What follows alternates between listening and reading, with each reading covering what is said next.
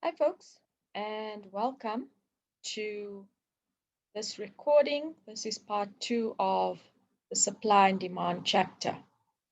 In the previous recording, we explained the supply curve and the demand curve, and we basically looked at why the supply curve is what we call downward sloping, and the demand curve is downward sloping, and the supply curve is upward sloping. Apologies for that. Now we get into more of the nitty-gritty around supply and demand. So we're going to look at movements versus shifts, and we're going to look at equilibrium in this recording. Okay, so the first thing you have to know is, as we've learned in the previous recording, the demand curve is downward sloping, and that is because as the price of a good drops, the quantity demanded increases. And when we, put a line through all the little points, we get this downward sloping curve. Now we can have a situation where this original demand curve actually shifts outwards or to the right, or it could shift to the left. Okay, so when the demand curve shifts to the right, we call that an increase in demand. So let's assume this is the demand curve for ice cream. And let's say it's a really, really hot day. And, people's tastes, one of the factors which cause the demand curve to shift, if you look in the prescribed textbook, they will discuss all of the factors which would cause the demand curve to shift. One of them is changes in tastes and preferences. So, for example, on a hot day, many people would like and would prefer to have an ice cream. That would cause the demand for ice cream to increase or shift to the right, and we call that an increase in demand. Okay, so the demand curve can also shift to the left, or there can be a decrease in demand. For example, one of the factors that also can cause shifts in demand is income. Okay, so we've seen this happening very prominently, for example, with print media.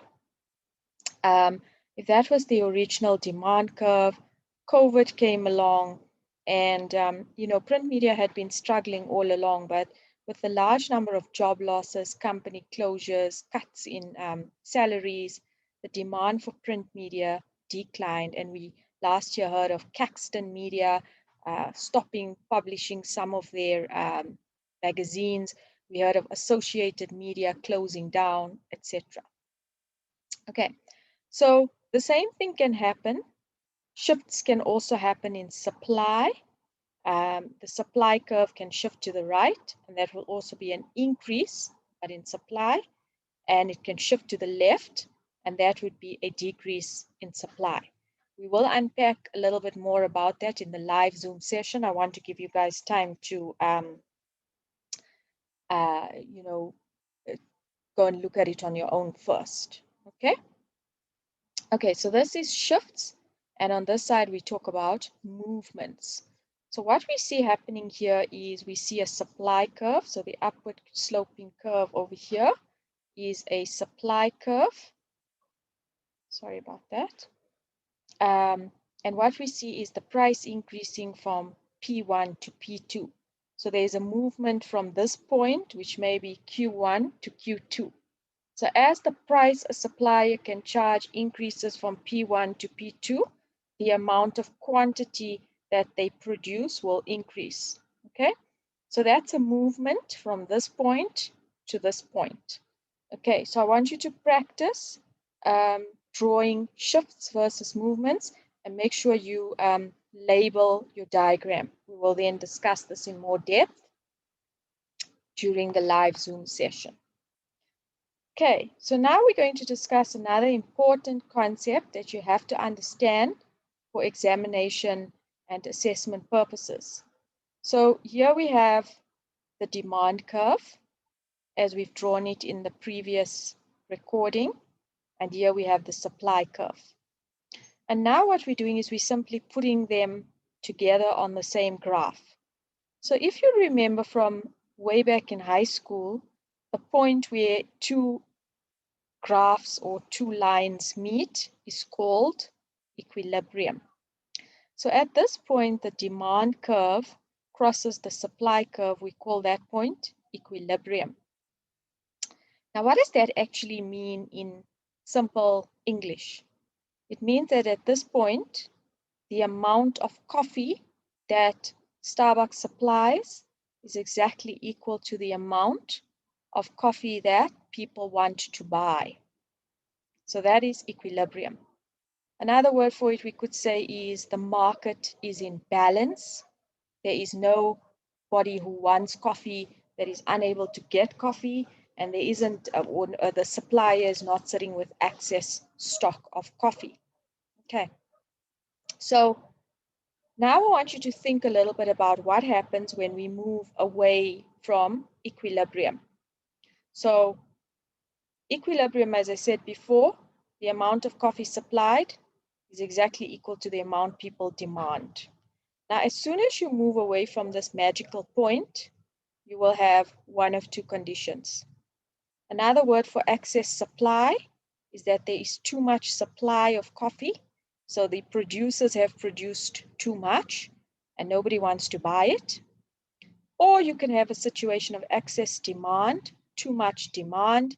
This is a situation where you have lots and lots of people wanting coffee, but there's not enough produced to meet the demand. Okay. So now, what causes the market to go into excess demand or excess supply? And there's one culprit, and that is the price.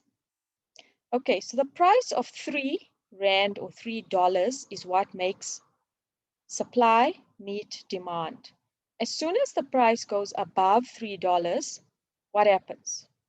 Consumers find it expensive. They do not want to buy.